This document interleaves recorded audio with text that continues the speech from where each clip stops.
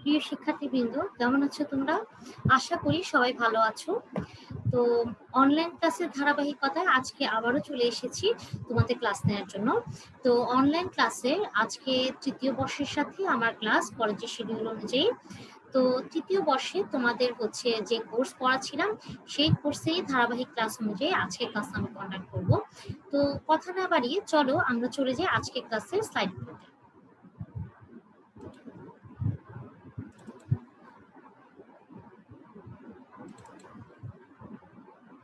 ঢাকা কলেজে আয়োজিত অনলাইন ক্লাসে তোমাদের সকলকে স্বাগত জানাচ্ছি।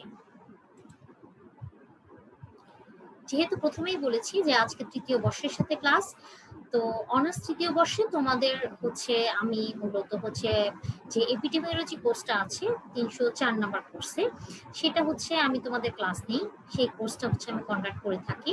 তো এপিডেমিওলজি গত ক্লাসে যা পড়িয়েছিলাম তারই ধারাবাহিকতা অনুসারে হচ্ছে আজকে ক্লাসটা আমি কন্ডাক্ট করব, এবং গত ক্লাসে যা পড়িয়েছি তার পরবর্তীতে হচ্ছে আজকে আমি হচ্ছে নতুন একটা টপিক, নতুন একটা চ্যাপ্টার নিয়ে তোমাদের আলোচনা করব। তো প্রথমে আমার পরিচয়টি দিয়ে নিচ্ছি, যেটা হচ্ছে খুব ফর্মাল একটা পরিচয় আসলে দেওয়া প্রয়োজন। তো আমি হচ্ছে Tithi Das, lecturer, department of statistics, Dhaka college, Dhaka. চলো এবার চলে যাই আমাদের আজকের ক্লাসের আউটলাইন করতে, অর্থাৎ আজকের ক্লাসে আমরা কি দেখব। তো মূলত আজকে আমরা ভ্যালিডিটি চ্যাপ্টারটা শুরু করব। আর ভ্যালিডিটি চ্যাপ্টার এখানে পড়তে গিয়ে প্রথমেই আমরা যেটা দেখব সেটা হচ্ছে ভ্যালিডিটি। তারপরে হচ্ছে আমরা চলে যাব কিছু নেসেসারি ডেফিনিশনে, যেগুলো হচ্ছে ভ্যালিডিটি পড়ার ক্ষেত্রে আমার আগে থেকে এগুলো আমার জানা প্রয়োজন। তো কিছু নেসেসারি ডেফিনিশন আমরা তখন পড়ে নিব।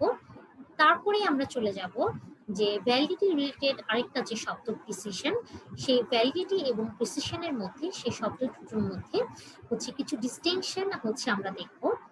এরপরে আমরা চলে যাব নতুন একটা টার্মে, যেটা হচ্ছে বলা হবে আমার direction bias. Validity, precision, bias এই শব্দগুলো খুব কাছাকাছি হবে, এবং এই শব্দগুলো একটা আরেকটার সাথে হচ্ছে খুব রিলেটেড হবে। তোমরা যখন এগুলো আমরা হচ্ছে আজকে ক্লাস ডিটেইল করতে যাব তখন এটা খুব সহজেই তোমরা বুঝতে পারবে।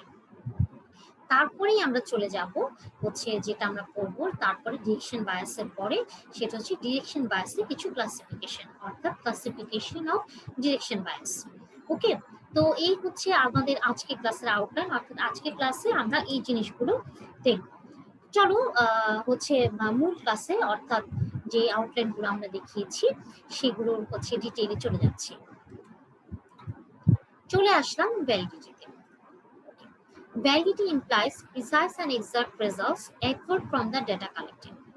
আমরা যখন একটা ডাটা কালেক্ট করে সাধারণত আমরা কি করি, অ্যানালাইসিস পোর্শনে চলে যাই।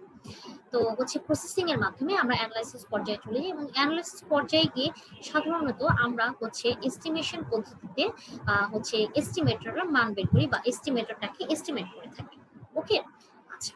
তো ভ্যালিডিটি হচ্ছে তোমার সেই এস্টিমেটে আমরা যে ডাটা কালেক্ট করে এস্টিমেট করেছি, এস্টিমেটের মান বের করেছি, সেটার প্রেসাইজ এবং এক্সাক্ট রেজাল্ট তোমার হচ্ছে অর্জিত হয়েছে কিনা সেটা অর্জন হওয়াটাই হচ্ছে আমার ভ্যালিডিটিটাকে হচ্ছে নির্দেশ করে।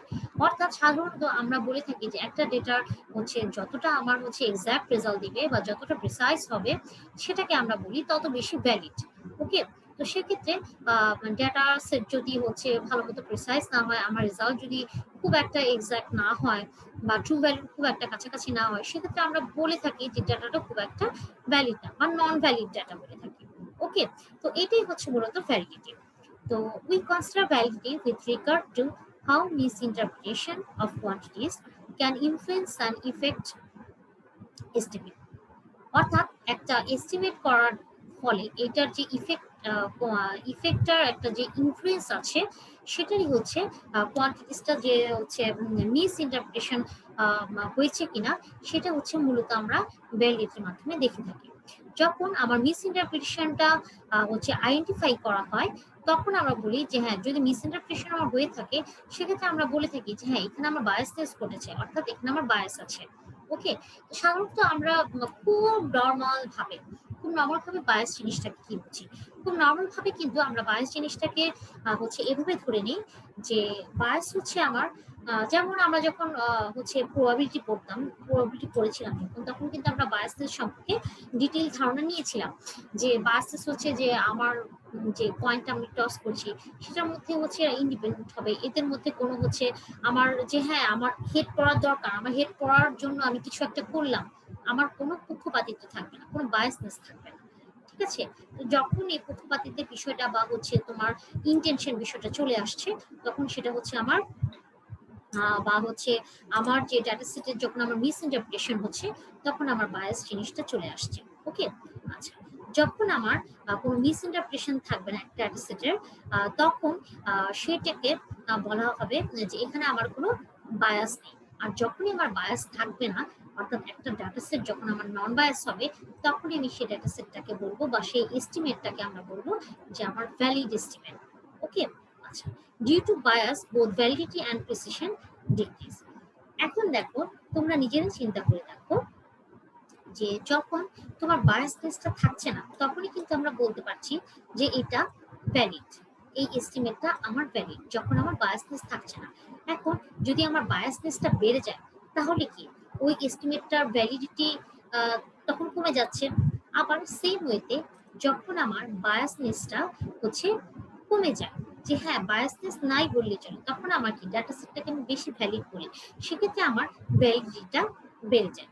জাস্ট ভ্যালিডিটি আর প্রিসিশনের মধ্যে আমার ইনভার্স রিলেশনশিপ, অর্থাৎ বায়াসনেস যদি বাড়ে হচ্ছে সেক্ষেত্রে, ও আচ্ছা আরেকটা জিনিস বলে নিচ্ছি, সেক্ষেত্রে প্রিসিশন শব্দটাও হচ্ছে এখানে চলে আসছে যে বায়াসনেস যখন বায়াসনেসের সাথে তোমার ভ্যালিডিটির কি বললাম আমি, ইনভার্স রিলেশনশিপ বললাম, ঠিক সেই হইতে বায়াসনেসের সাথে প্রিসিশনেরও হচ্ছে ইনভার্স রিলেশন। অর্থাৎ সেক্ষেত্রে আমার বায়াসনেস যদি বেড়ে যায়, সেক্ষেত্রে ডেটা সেটের ভ্যালিডিটি কমতে থাকে, ইভেন প্রিসিশনও কমতে থাকে। আর একটা ডেটা সেটে বা জন্য যে এস্টিমেটটা আমরা করবো, সেটার ক্ষেত্রে যদি আমার বায়াস টেস্টটা কম হয়, তাহলে আমার ভ্যালিডিটিও বেশি হবে, ডেটা সেটটাও তত বেশি প্রেসাইজ হবে, আমার এস্টিমেটটা বেশি ভ্যালিড হবে, এস্টিমেটটা আমার তত বেশি প্রেসাইজ হবে। আমরা বলবো precise estimate, valid estimate. Okay, আচ্ছা, এরপরে চলে আসছি কিছু প্রয়োজনীয় ডেফিনিশন, সাম নেসেসারি ডেফিনিশন। প্রথমে যেটা দেখবো সেটা হচ্ছে আমার স্টাডি পপুলেশন।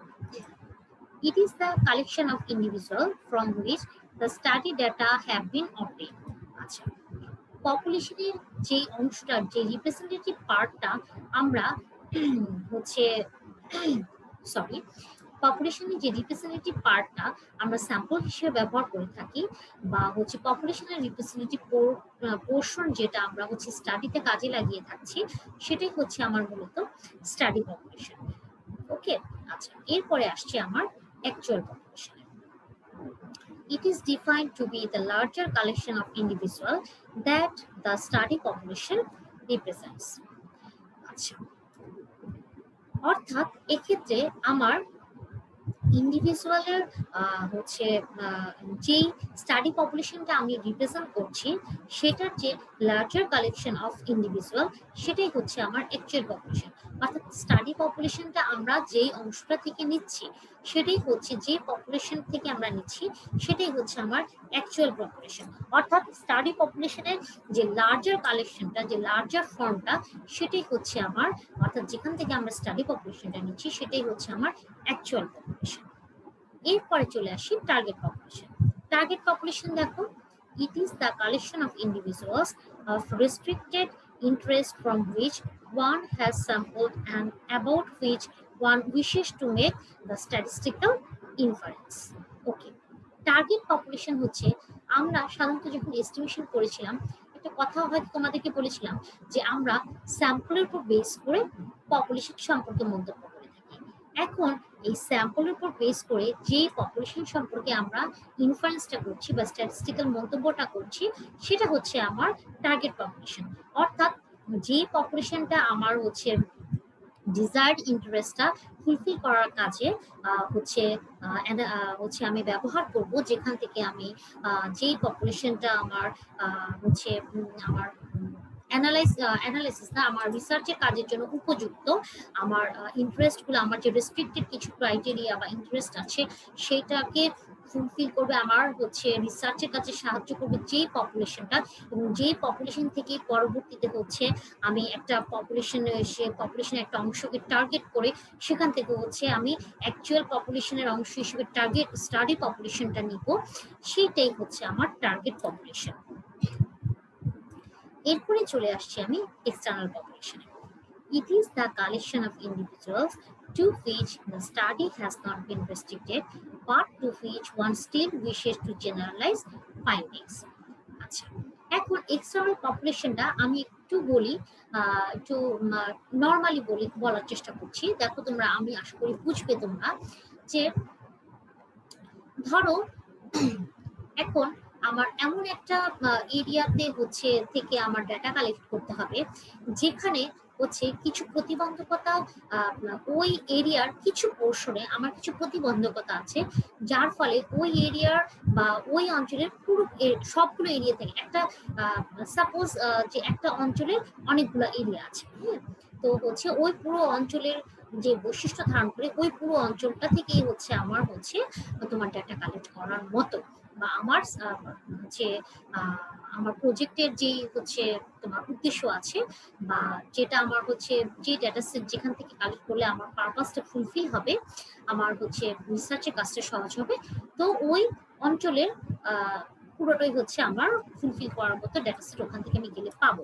কিন্তু ওই অঞ্চলের সবগুলো এরিয়াতে কিন্তু আমি যেতে পারবো না, কিছু কিছু এরিয়াতে হয়তো আমার কিছু রেস্ট্রিকশন থাকবে, যে ওই এরিয়াতে দুর্গম এরিয়া, ঠিক আছে, ওই অঞ্চলের মধ্যেই ওই এরিয়াটা পড়েছে, কিন্তু আমার ডিজায়ার্ড অঞ্চলের মধ্যে এরিয়াটা পড়েছে, কিন্তু ওই এরিয়াটা দুর্গম থাকার কারণে বা হচ্ছে বিভিন্ন রেস্ট্রিকশন থাকার কারণে আমি স্পেসিফিক কিছু এরিয়াতে যেতে পারলাম না, তো ওই অঞ্চলের অন্তর্গত বাকি এরিয়াগুলো থেকে আমি হচ্ছে ডাটা কালেক্ট করলাম।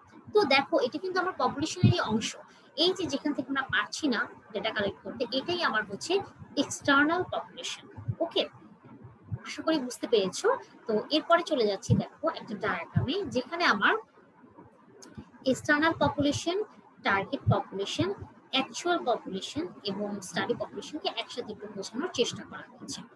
আচ্ছা, এখন আন্ডার 5 চিলড্রেনদের একটা স্পেসিফিক ক্রাইটেরিয়া হচ্ছে এআরআই। তো সেই এআরআইটাকে আমরা মেজার করার জন্য হচ্ছে আমরা এখন এক্সটার্নাল পপুলেশন কোনটা, টার্গেট পপুলেশন কোনটা এবং অ্যাকচুয়াল পপুলেশন কোনটা সেটা ডিফাইন করার চেষ্টা করব। তো এখন যদি আমি বাংলাদেশ, ইন্ডিয়া এই দুটো দেশের সব আন্ডার 5 চিলড্রেনদের এআরআই কনসিডার করার জন্য পপুলেশন সিলেক্ট করে থাকি, যে বাংলাদেশ এবং ইন্ডিয়ার সকল আন্ডার 5 চিলড্রেনকে পপুলেশন হিসেবে ডিফাইন করে থাকি, সেক্ষেত্রে এটা হচ্ছে আমার, দেখো ইন্ডিয়াতে কিন্তু হচ্ছে আন্ডার 5 চিলড্রেন আছে, কিন্তু এদের কিন্তু সব জায়গা থেকে আমি হচ্ছে ডাটা কালেক্ট করতে পারছি না, সেক্ষেত্রে এটা হচ্ছে আমার এক্সটার্নাল পপুলেশন। আর আমার টার্গেট পপুলেশন কোনটা, যেখান থেকে আমরা হচ্ছে আন্ডার 5 চিলড্রেনদের ইনফরমেশনটা কালেক্ট করতে পারছি, আমার কোনো রেস্ট্রিকশন মানে হচ্ছে আমার কোনো প্রতিবন্ধকতা নেই। বাংলাদেশের আন্ডার 5 চিলড্রেনদের এআরআই জানতে চাচ্ছি, সেক্ষেত্রে বাংলাদেশের আন্ডার 5 চিলড্রেনরাই হচ্ছে আমার টার্গেট পপুলেশন। আচ্ছা, এরপরে চলে আসি অ্যাকচুয়াল পপুলেশন। অ্যাকচুয়াল পপুলেশন হচ্ছে যেখান থেকে ডেটা নিতে পারবো। সাপোজ বর্ষাকালে কিছু এরিয়াতে যাওয়া আমার সম্ভব হয় না, ফলে সেখান থেকে আমরা ডাটা কিন্তু পাবো না, যেখান থেকে আমরা ডাটা পাবো সেটাই হচ্ছে আমার অ্যাকচুয়াল পপুলেশন, এবং সেখান থেকে যে ডাটাটা হচ্ছে যেই স্যাম্পলটা আমরা উঠিয়ে নিয়ে আসবো সেটাই হচ্ছে আমার স্টাডি পপুলেশন। ওকে, তো এখন আমরা টার্গেট পপুলেশনকে হচ্ছে থিটা, তারপর হচ্ছে অ্যাকচুয়াল পপুলেশনকে থিটা নট এবং স্টাডি পপুলেশনকে থিটা কার দ্বারা হচ্ছে ডিনোট করে নিচ্ছি। এখন দেখো এই স্লাইডটাতে আমরা হচ্ছে কিছু বেল শেপ হচ্ছে নর্মাল ডিস্ট্রিবিউশনের মতো কিছু বেল শেপ দিয়ে ডাটা সেটের কিছু গ্রাফিক্যাল রিপ্রেজেন্টেশনের মাধ্যমে আমরা একটু বোঝার চেষ্টা করব যে আমরা যে থিটা 1, থিটা 2, থিটা 3 তিনটে এস্টিমেট যদি আমরা নিই একটা প্যারামিটার থিটার জন্য, সেক্ষেত্রে সেই শেপের মাধ্যমে আমরা বোঝার চেষ্টা করব ভ্যালিডিটি, প্রিসিশন এবং ওকে। আচ্ছা, এখানে থিটা হচ্ছে আমার ট্রু প্যারামিটার ভ্যালু। ওকে, আচ্ছা, এই থিটাকে এস্টিমেট করলে তো আমি আরো তিনটা এস্টিমেটর হচ্ছে কনসিডার করছি, যেটা হচ্ছে থিটা 1, থিটা 2 এবং থিটা 3। এখানে হচ্ছে থিটা ট্রু প্যারামিটার নির্দেশ করছে, এখানে থিটা 1 এর জন্য দেখো এই যে এই শেপটা আমার নির্দেশ করছে, থিটা 2 এর জন্য এই যে এই শেপটুকু আমার আছে, এবং থিটা 3 এর জন্য আমার এই ছড়ানো যে শেপটা বেশ বিস্তৃত, আর এই বিস্তৃত শেপটা আমার থিটা 3 এর জন্য আমরা ব্যবহার করব। আর দেখো একেবারে সুষম সাইজ যেটা, সুষম আকার যেটা, সেটা হচ্ছে আমি থিটা 1 এর জন্য ব্যবহার করছি। এবং দেখো 2 প্যারামিটার থিটা, এইটা 2 প্যারামিটার ভ্যালুটা কিন্তু এই থিটার যে আমি শেপটা আমি এঁকেছি, এই শেপের মধ্যবর্তী স্থানেই কিন্তু আমার 2 প্যারামিটার থিটাটা লাই করছে। আবার দেখো এটা কিন্তু সুষমভাবে বিস্তৃত। ওকে, আবার দেখো থিটা 3 এর জন্য যেই হচ্ছে বেল শেপটা, যে শেপটা আমি ব্যবহার করেছি, এই শেপটা কিন্তু একটু বেশি বিস্তৃত। ওকে, কিন্তু বেশি বিস্তৃত হলেও এখানে এই অনেক বিস্তৃতের মাঝখানেই কিন্তু আমার 2 প্যারামিটার থিটার মানটা পড়েছে। আবার দেখো যখন আমি থিটা 2 এর জন্য হচ্ছে আমি যেই শেপটা কনসিডার করছি, এই শেপে কিন্তু আমার এই শেপের আন্ডারে কিন্তু বা এই শেপের ভিতরে কিন্তু আমার 2 প্যারামিটার থিটার মানটা পড়ছে না, অর্থাৎ 2 প্যারামিটার একেবারে বাইরে গিয়ে হচ্ছে এই শেপটা আমরা পেয়েছি থিটা 2 এর জন্য। আচ্ছা, তো এখন আমি এই তিন রকম কেসেরই হচ্ছে একটু মন্তব্য করি, সেখান থেকে ভ্যালিডিটি, প্রিসিশন এগুলো একটু দেখার চেষ্টা করি। প্রথমে একটা কথা একটু বলি প্রিসিশন সম্পর্কে। প্রিসিশন হচ্ছে একটা ডেটা সেটে তোমার ভ্যারিয়েশন যত কম হবে, অর্থাৎ ওই ডেটা সেটের ভ্যারিয়েন্স যত লেস হবে, যত কম হবে, সেটা তত বেশি প্রিসাইজ হবে। আর যখনই তোমার ভ্যারিয়েশন বেশি হবে, অর্থাৎ ডেটা সেটের ভ্যারিয়েন্স বেশি হবে, তখনই কিন্তু সেটা হচ্ছে তোমার লেস হচ্ছে ভ্যারিয়েন্স যত বেশি হবে, সেক্ষেত্রে তোমার প্রিসিশন কিন্তু কমে আসবে। বাট সেক্ষেত্রে আমরা এস্টিমেটকে প্রিসাইজ এস্টিমেট বলতে পারবো না। ঠিক আছে, আর তাহলে কি লেস ভ্যারিয়েন্স মোর প্রিসাইজ, মোর ভ্যারিয়েন্স লেস প্রিসাইজ। ওকে, আর ভ্যালিডিটির ব্যাপার আসে। ভ্যালিডিটির ক্ষেত্রে দেখো আমার এখানে থিটা 1 এর ক্ষেত্রে আমার 2 প্যারামিটার থিটা মানটা কিন্তু আমার থিটা 1 এর রেঞ্জের মধ্যে পড়েছে। এবং দেখো এবং মানটাও হচ্ছে আমার যে, দেখো আমার যে শেপটা, এই শেপে কিন্তু আমরা বুঝতে পারছি যে এই শেপের ভিতরে যে ডেটা সেটের মানগুলো পড়েছে, সেটা কিন্তু থিটা খুব কাছাকাছি হচ্ছে আছে। তাই আমরা বলতে পারবো যে এই থিটা 1 এস্টিমেটটা আমার হচ্ছে ভ্যালিড এস্টিমেট, যেহেতু এটা থিটার খুব কাছাকাছি আছে এবং আমার যে থিটা 1 এর জন্য যে শেপটা পেয়েছি, ওই শেপের ভিতরে কিন্তু আমার থিটার মানটা পড়েছে। আর যেহেতু এখানে আমার হচ্ছে শেপটাও খুব বেশি আহামরি বিস্তৃত নয়, অর্থাৎ লেস ভ্যারিয়েশন ডিনোট করছে, লেস ভ্যারিয়েন্স হচ্ছে, তাই এটা আমি এস্টিমেটটাকে প্রেসাইজ এস্টিমেটও, থিটা 1টাকে প্রেসাইজ এস্টিমেটও বলতে পারি। অর্থাৎ থিটা 1 এস্টিমেটটা শুধুমাত্র আমার ভ্যালিডি নয়, এটা আমার প্রেসাইজ এস্টিমেটও ডিনোট করবে। এরপরে চলে যাচ্ছি থিটা 2। থিটা 2 এর দেখো থিটা 2 এস্টিমেটের জন্য যে শেপটা আমরা এঁকেছি, এটা কিন্তু সম্পূর্ণ থিটার একেবারে বাইরে ভ্যালু। কিন্তু আরেকটা জিনিস খেয়াল করলে দেখবে যে এই শেপটা কিন্তু আমার খুব বেশি বিস্তৃত না, অর্থাৎ কম এরিয়ার মধ্যে আমার সবগুলো ভ্যালু হচ্ছে এখানে লাই করছে। তো এর জন্য এটাকে আমরা হচ্ছে প্রেসাইজ এস্টিমেট বলতে পারবো, যেহেতু লেস ভ্যারিয়েন্স। তাহলে থিটা 2 হচ্ছে প্রেসাইজ এস্টিমেট, কিন্তু নট ভ্যালিড, কারণ হচ্ছে এই রেঞ্জের মধ্যে আমার ট্রু প্যারামিটার ভ্যালুটা পড়ছে না, তাই এটা নট ভ্যালিড, কিন্তু প্রেসাইজ এস্টিমেট কোনটা, থিটা 2। আচ্ছা, এবার আমি চলে যাচ্ছি থিটা 3 এর ক্ষেত্রে। থিটা 3 এর ক্ষেত্রে কি দেখতে পাচ্ছি, থিটা 3 এর এস্টিমেটের জন্য আমরা যে শেপটা পেয়েছি, এই শেপটা খুবই বিস্তৃত, কিন্তু আমার এই শেপের ভিতরে, অর্থাৎ যে শেপটা আমরা এখানে অঙ্কন করেছি থিটা 3 এর জন্য, এই শেপের ভিতরেই কিন্তু আমার ডেটা সেটের সবগুলো ভ্যালু পড়েছে এবং এই রেঞ্জের মধ্যে কিন্তু আমার ট্রু প্যারামিটার ভ্যালুটাও আছে। যেহেতু ট্রু প্যারামিটার ভ্যালুটা এই রেঞ্জের মধ্যে আছে, তাই আমি থিটা 3 এস্টিমেটকে ভ্যালিড এস্টিমেট বলতে পারবো।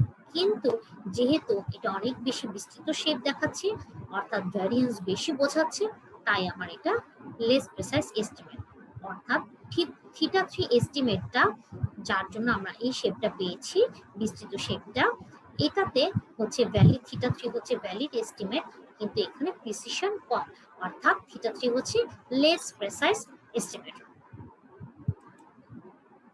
আচ্ছা, তাহলে দেখো এখানে কিছু নোট তোমরা হচ্ছে অলরেডি জেনে গেছো যে ভ্যালিড না হলে বায়াস হয়, প্রেসাইজ এস্টিমেট বায়াসড অথবা আনবায়াসড হতে পারে।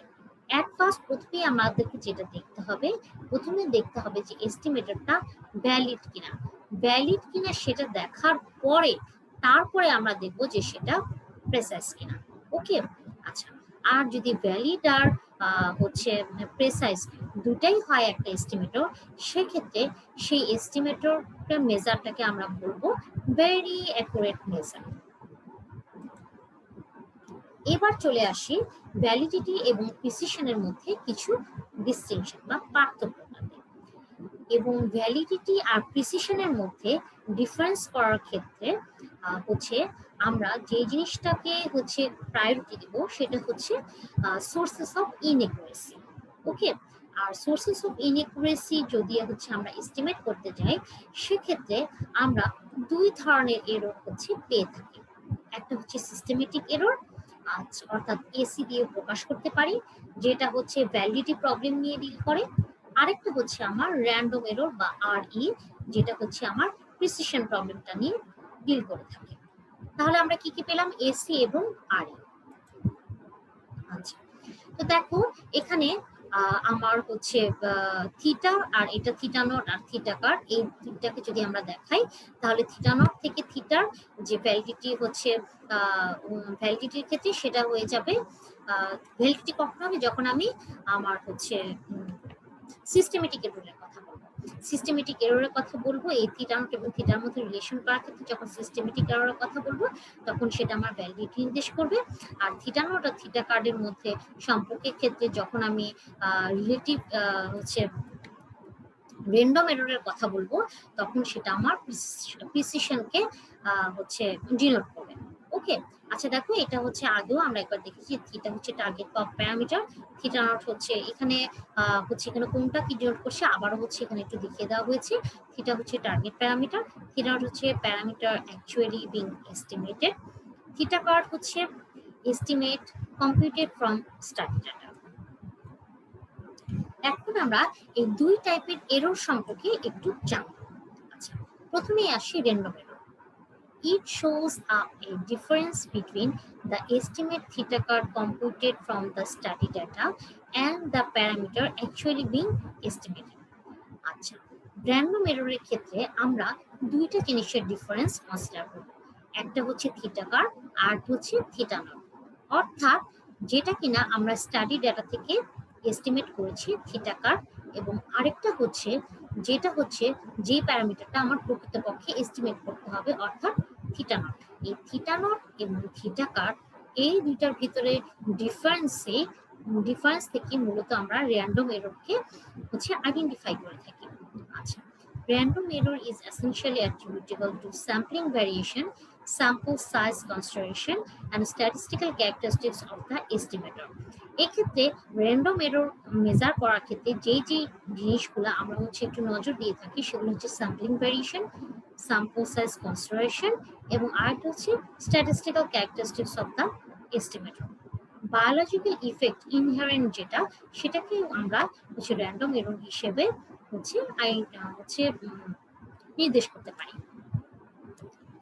এরপরেই চলে যাচ্ছি আমাদের systematic error. It occurs when there is a difference between what the estimator is actually estimating and the true effect measure of interest. আচ্ছা, এখানে আমরা মূলত থিটা নট এবং থিটার মধ্যে ডিফারেন্সটাই কনসিডার করে থাকি সিস্টেমেটিক এররের ক্ষেত্রে, যেখানে থিটা নট হচ্ছে তোমার হচ্ছে সেই এস্টিমেটটা যেটা হচ্ছে আমরা অ্যাকচুয়ালি এস্টিমেট করছি, আর থিটা যেটা হচ্ছে যেটা ট্রু ইফেক্ট মেজার হচ্ছে আমার হচ্ছে ইন্টারেস্টের বিষয় সেই থিটাটা। ওকে, systematic error is attributable to methodological aspects of the study design or analysis other than sampling variation, particularly the selection of the subjects, the quality of information obtained, and variables of importance other than disease and study factor. Okay, তো systematic এররটাও মূলত হচ্ছে এটাই নির্দেশ করছে যে ম্যাথোডোলজিক্যাল এসপেক্টস, যেখানে হচ্ছে আমার থাকবে ম্যাথোডোলজিক্যাল ডিজাইন বা হচ্ছে স্টাডি ডিজাইনটাই মূলত হচ্ছে আমার সিস্টেমেটিক এররের মধ্যে কনসিডার করা হবে। সেক্ষেত্রে আমরা স্যাম্পলিং ভ্যারিয়েশন, তারপর হচ্ছে সিলেকশন অফ সাবজেক্ট সিলেকশন, তারপরে হচ্ছে ইনফরমেশনের কোয়ালিটি বা হচ্ছে ভ্যারিয়েবলের ইম্পর্টেন্স, এগুলোর থেকে মোটামুটি এগুলোর তুলনায় স্টাডি ডিজাইনটাকে হচ্ছে আমার বেশি ফোকাস করা হবে সিস্টেমেটিক এরর আইডেন্টিফাই করার ক্ষেত্রে। আচ্ছা, এরপরে পরবর্তী টপিকে চলে আসছি, অর্থাৎ ডিরেকশন অফ বায়াস। বায়াস জিনিসটা তোমরা আগেই ছোট ক্লাসে মানে ফার্স্ট ইয়ার সেকেন্ড ইয়ারে পড়ে এসছো। তো এখন এই বায়াসটাকে কিন্তু আমরা একবারে যেমন নির্মূল করতে পারি না, ঠিক তেমনি বায়াসটাকে আমরা পুরোপুরি ভাবে কিন্তু অ্যাকচুয়ালি আমরা কিন্তু এটা মেজার করতে পারি না, বা হচ্ছে মেজার করাটা হচ্ছে আমার বায়াস মেজার যদি আমি করিও সেক্ষেত্রে সেটা ডিফিকাল্ট হয়ে যায়। তো সেক্ষেত্রে আমরা বায়াসের জন্য হচ্ছে কিছু সূত্রও হয়তো ব্যবহার করে থাকি, কিন্তু হচ্ছে প্রকৃতপক্ষে আসলে অ্যাকচুয়াল বায়াস টেস্টটা বের করাটা আমার ডিফিকাল্ট হয়ে যায়। তো সেক্ষেত্রে আমরা করি কি, বায়াসটা মেজার না করে ডিরেকশন অফ বায়াস হচ্ছে বায়াসের ডিরেকশনটা হচ্ছে আমরা মেজার করে থাকি। ওকে, আচ্ছা, আর ডিরেকশন অফ বায়াসটা হচ্ছে সেটা যে আমার যে হচ্ছে যে এস্টিমেটরটা আমি অ্যাকচুয়ালি এস্টিমেট করেছি অর্থাৎ থিটা নট, সেটা তোমার যে ট্রু যে ভ্যালু আছে থিটা, সেটাকে এক্সিট করে যায়, নাকি হচ্ছে তার থিটার যে ভ্যালুগুলো আছে সেটার মধ্যেই লাই করে থাকে। এইটার মাধ্যমে মূলত হচ্ছে আমরা ডিরেকশন অফ বায়াসটা হচ্ছে আইডেন্টিফাই করে থাকি। দেখো এখানে কি লেখা আছে, although it is difficult to estimate the actual size of bias, it is possible to determine the direction of bias. The term direction of bias refers to whether the effect being actually estimated exists or lies below the true effect regardless of the actual size of the bias. আচ্ছা, অর্থাৎ direction of বায়াসটা তোমার বায়াসের actual size নির্দেশ করে না, কিন্তু সেটা নির্দেশ করে যে এই যে থিটা নটের যে মানটা সেটা আমার থিটাকে এক্সিট করছে, বা নাকি হচ্ছে থিটার মানের ভেতরেই হচ্ছে আমার থিটা নটের মানটা, অর্থাৎ থিটার যে লিমিটটা আছে, যে ভ্যালুটা আমার আছে সেই ভ্যালুর নিচেই হচ্ছে আমার থিটা নটের মানটা পড়বে কিনা, সেটা হচ্ছে আমার রেফার করবে বা বুঝাবে। ওকে, আচ্ছা, তো চলে যাচ্ছি ডিরেকশন অফ বায়াসের ক্লাসিফিকেশন, অর্থাৎ কতভাবে বায়াসের ডিরেকশনটাকে আমরা মেজার করতে পারি। সেক্ষেত্রে ডিরেকশন অফ বায়াসে হচ্ছে আমরা 4 রকমের ক্লাসিফাই করতে পারি। একটা হচ্ছে পজিটিভ আর নেগেটিভ বায়াস, তারপরে আছে বায়াস টুয়ার্ডস দ্য নাল, আর হচ্ছে বায়াস অ্যাওয়ে ফ্রম দ্য নাল, আরেকটা লাস্ট যেটা আছে সেটা হচ্ছে সুইচ ওভার। তো প্রথমেই চলে যাচ্ছি পজিটিভ আর নেগেটিভ বায়াসে। এখন ডেফিনিশন অনুযায়ী আমরা বায়াসকে ডিফাইন করে থাকি যে theta naught minus theta divide by theta. এখন যদি এই থিটা নটের মানটা আমার থিটার থেকে বড় হয়, সেক্ষেত্রে আমরা যে বায়াসটা পাবো সেটা হচ্ছে আমার পজিটিভ বায়াস। আর যদি থিটা নটের মানটা থিটার মানের থেকে ছোট হয়ে থাকে, সেক্ষেত্রে দেখো আলটিমেটলি বায়াসের পরিমাণটা কিন্তু আমার নেগেটিভ মান প্রদান করবে, সেক্ষেত্রে সেটা আমার হয়ে যাচ্ছে আমার নেগেটিভ বায়াস। ওকে, আচ্ছা, তাহলে দেখো এই জিনিসটা এখানে লিখেছে যে the bias will be positive if theta naught exists theta. The bias will be negative if theta naught is less than theta. ওকে, আচ্ছা, এবার আমি bias greater than 0 এবং bias less than 0 কিভাবে হচ্ছে সেটা হচ্ছে দেখাই। দেখো এখানে আমি প্রথমে এই বায়াসের সূত্রটা বসিয়ে দিয়েছি, তারপরে হচ্ছে একটু ডিভাইড করেছি, ডিভাইড করলে থিটা নট বাই থিটা এই যেটা, আর থিটা বাই থিটা হচ্ছে 1 আর গ্রেটার দেন 0 এটা। ওকে, এখন আমি এই -1টাকে যদি গ্রেটার দেন এর ডান পাশে নিয়ে যাই, এটা পজিটিভ হয়ে যাচ্ছে। এখন যদি আমি কোণাকুণি গুণ করি, তাহলে থিটা নট গ্রেটার দেন এই যে থিটার সাথে 1 গুণ করে কোণাকুণি থিটা আসছে। আচ্ছা, এরপরে চলে যায় বায়াস লেস দেন 0 তে। বায়াসের মানটা আমার কি, theta naught minus theta divide by theta less than 0। তাহলে থিটা নট বাই থিটা হচ্ছে এই যে ভাগ করলাম মাইনাস থিটা বাই থিটা, এটা হচ্ছে 1 লেস দেন 0। তাহলে এই -1টাকে যদি আমি ডান পাশে নিই, তাহলে থিটা নট বাই থিটা হচ্ছে less than 1। Theta naught less than theta naught by theta less than 1, এর কোণাকুণি যদি আমি গুণ করি তাহলে থিটা নট লেস দেন হচ্ছে থিটা। এরপরে চলে আসি 2 নাম্বারটাতে, অর্থাৎ bias towards the null. The direction of bias is said to be towards the null if theta naught is closer to theta to the null value,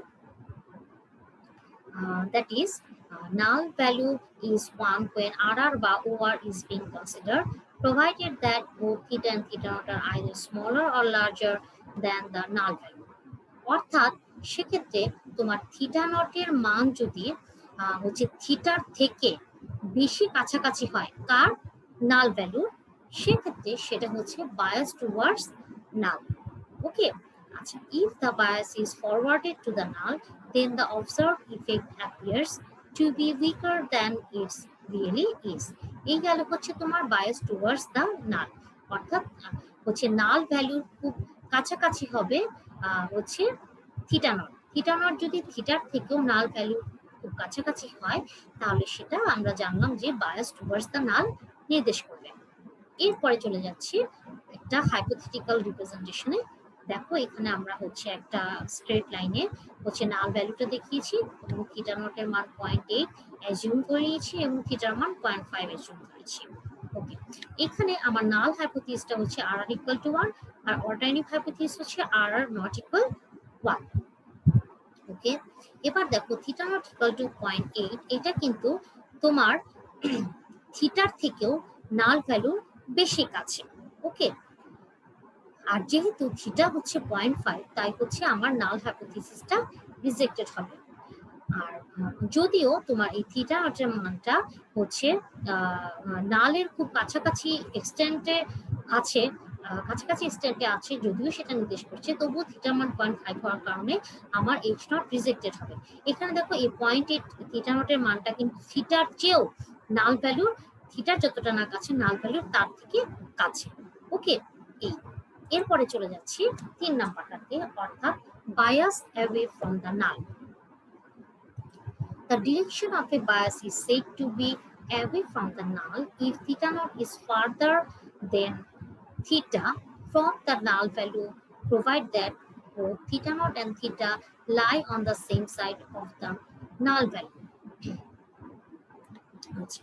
এটা হচ্ছে যে যখন আমার থিটা নট এবং থিটার মানটা নাল ভ্যালুর একটা সাইডে পড়বে, হ্যাঁ একটা সাইডে পড়ে যাবে, বিপরীত সাইডে পড়বে না, তখন যেটা আমরা পাবো সেটা হচ্ছে বায়াস অ্যাওয়ে ফ্রম দ্য নাল। ওকে, সেক্ষেত্রে তোমার যে নাল ভ্যালুটা থাকবে সেটা হচ্ছে থিটা নটটার থেকেও, থিটার থেকেও থিটা নটটা বেশি দূরে থাকবে। আর এই ক্ষেত্রে if the bias is away from the null the observed effect appears to be stronger than it really is। অর্থাৎ সেক্ষেত্রে যদি বায়াসের পরিমাণটা, বায়াসের মানটা হচ্ছে তোমার নালের থেকে দূরে হয়, সেক্ষেত্রে অবজার্ভ ইফেক্টটা বেশি স্ট্রঙ্গার হবে। প্রকৃতপক্ষে যতটা না স্ট্রঙ্গার তার থেকেও অবজার্ভ ইফেক্টটা বেশি স্ট্রঙ্গার হবে। এরপরে দেখো একইভাবে আমরা হচ্ছে হাইপোথেটিক্যাল একটু আগে যেটা দেখিয়েছিলাম সেটা দিয়ে হচ্ছে একইভাবে এখানে বোঝানোর চেষ্টা করা হচ্ছে। এরপরে আমরা সবার শেষে যে হচ্ছে ডিরেকশন অফ বায়াসটার প্রকার হয়ে যাচ্ছে অর্থাৎ সুইচ ওভার, সেটাতে চলে যাব। সুইচ ওভারের ক্ষেত্রে হচ্ছে তোমার যে নাল ভ্যালুটা আছে অর্থাৎ এই যে 1 আছে, এই 1 এর দুইটা বিপরীত পাশে হচ্ছে তোমার থিটা নট আর থিটাটা লাই করবে। অর্থাৎ একের বাম পাশে সব থিটা এবং থিটা নট, ডান পাশে থিটা থিটা নট দুটোই একসাথে পড়বে তা হবে না। এক পাশে যদি থিটা নট থাকে, থিটার 1 এর এক পাশে যদি থিটা নট থাকে তাহলে অন্য পাশে থিটা থাকবে। আবার 1 এর এক পাশে বাম পাশে যদি থিটা থাকে তাহলে ডান পাশে হচ্ছে থিটা নট থাকবে। Let OR theta naught equal to 0.7 and R equal to 2. In such a situation, we can't argue whether the direction of the bias is towards the null or away from the null. Okay, দেখো এখন যদি theta নটের মানটা আমার 0.7 হয় আর থিটার মানটা আমার theta হয়, তখন কিন্তু আমি এমন একটা সিচুয়েশনে পড়ে যাব যে আমার হচ্ছে এটা কি দেখো এটা কি নাল 1 এর কাছাকাছি নাকি নাল 1 এর থেকে দূরে। সেক্ষেত্রে আমার ডিসিশন নিতে কিন্তু একটু প্রবলেম হয়ে যাচ্ছে। এই ক্ষেত্রে যে নতুন রকমের আমার হচ্ছে ডিরেকশন অফ বায়াসটা আমরা পাচ্ছি সেটা হচ্ছে আমার ডিফাইন করা হবে সুইচ ওভার হিসেবে। Okay, this kind of bias is known as switch over bias. অর্থাৎ এক্ষেত্রে দেখো the direction of bias is towards the null or away from the null, এটা আমরা ডিসাইড করার ক্ষেত্রে খুবই কনফিউজ হয়ে যাব। Since values of theta naught and theta are on different sides of null value, যেহেতু দুইটা ভিন্ন সাইডে আছে, নাল ভ্যালু থেকে থিটা নট এবং থিটা দুইটা ভিন্ন সাইডে আছে, এর জন্য হচ্ছে আমরা এক্ষেত্রে এই কেসটাকে হচ্ছে সুইচ ওভার হিসেবে ডিফাইন করে থাকবো। তো আজকে এই ছিল হচ্ছে আমার আউটলাইন অনুযায়ী ক্লাসের টপিকের অংশ। তো ভ্যালিডিটি চ্যাপ্টারটা যেহেতু শুরু করেছি, তো সামনের দিন আমরা হচ্ছে নতুন কোনো টপিক নিয়ে হয়তো আবার আলাপ করব। তো হচ্ছে যেহেতু করোনাকালীন সময়ে চলছে, আশা করছি তোমরা সবাই বাসায় অবস্থান করে স্বাস্থ্যবিধি মেনে হচ্ছে জীবনযাপন করছো। তোমরা সবাই সকলের জন্য দোয়া করবে যেন আমরা খুব দ্রুতই এই মহামারীর কবল থেকে রক্ষা পেতে পারি এবং সবাই যেন সুস্থ থাকতে পারি। তো আজকের ক্লাসটা এই পর্যন্তই। সবাই ভালো থেকো, সুস্থ থেকো, নিজের খেয়াল রেখো, পরিবারের খেয়াল রেখো। ধন্যবাদ।